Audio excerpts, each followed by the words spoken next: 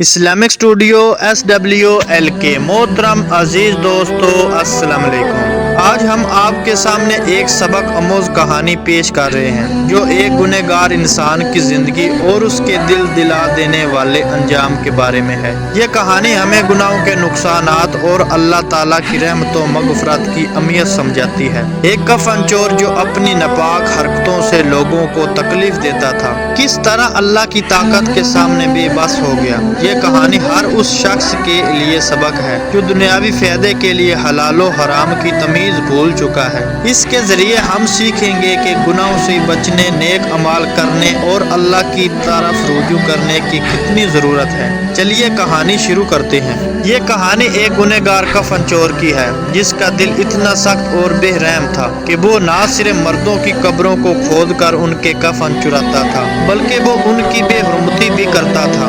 اس کا مقصد صرف دنیاوی فائدے کے لیے قبروں کی لوٹ مار کرنا اور اپنی حیوانی خواہشات کو پورا کرنا تھا۔ وہ اپنے گناہ میں اس قدر ملوث ہو چکا تھا کہ گاؤں والے اس سے تنگ آ چکے تھے، مگر اس کی چالاکی اور ظالمانہ حکمت عملی کی بدولت کوئی بھی اس کا کچھ نہیں بگاڑ سکتا تھا۔ لوگ اس سے خوف زدہ رہتے تھے اور ہر جنازے کے بعد ان کے دل میں یہ خوف ہوتا کہ یہ کفن چور قبرستان میں آ کر ان کی قبروں کی بے حرمتی کرے گا۔ گاؤں میں ایک نیک اور صالح عورت رہتی تھی جس کی زندگی اللہ کی عبادت اور لوگوں کی خدمت میں گزرتی تھی۔ وہ ہمیشہ غریبوں کی مدد کرتی، یتیموں کا سہارا بنتی اور لوگوں کے لیے دعا کرتی تھی۔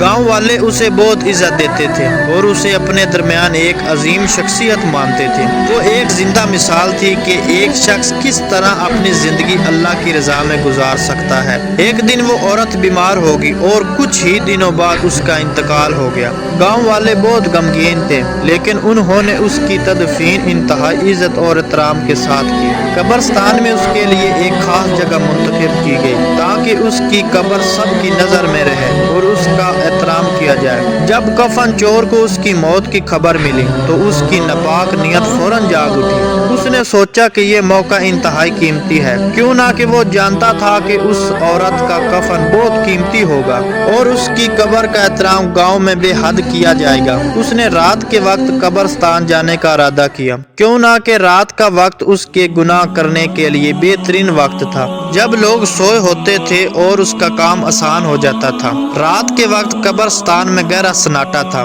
چاند کی روشنی دھندلی تھی اور ہوا کے نرم جھونکے درختوں کے پتیاں ہلا رہے تھے۔ کفن چور نے اپنے اوزار اٹھائے اور قبرستان کی طرف روانہ ہو گیا۔ جب وہ قبرستان پہنچا تو اس کی نظر اس نیک عورت کی تازہ قبر پر پڑی اور وہ اس کے قریب پہنچ کر قبر کھودنے لگا۔ اس کے دل میں ایک عجیب قسم کا خوف تھا، جیسے کوئی اس کو دیکھ رہا ہو، لیکن اس نے اس خوف کو نظر انداز کر دیا اور کام جاری رکھا۔ جیسے ہی اس نے قبر کی مٹی ہٹانا شروع کی، ایک عجیب سی آواز سنائی دی جو قبر کے اندر سے آ رہی تھی۔ یہ آواز اس کے دل میں خوف کی لہر دوڑانے کے لیے کافی تھی، لیکن اس نے اسے اپنے وہم کے طور پر لیا اور جاری رکھا۔ آواز میں کہا جا رہا تھا کہ رک جا، یہ جگہ ناپاک نہیں ہے، یہ جگہ پاک ہے اور تم ناپاک ہو۔ لیکن کفن چور نے ان آوازوں کو رد کیا اور مٹی ہٹاتا رہا۔ کچھ دیر بعد جب اس نے کفن نکالنے کی کوشش کی تو اچانک اس کی آوازوں سے ایک چمک اٹھی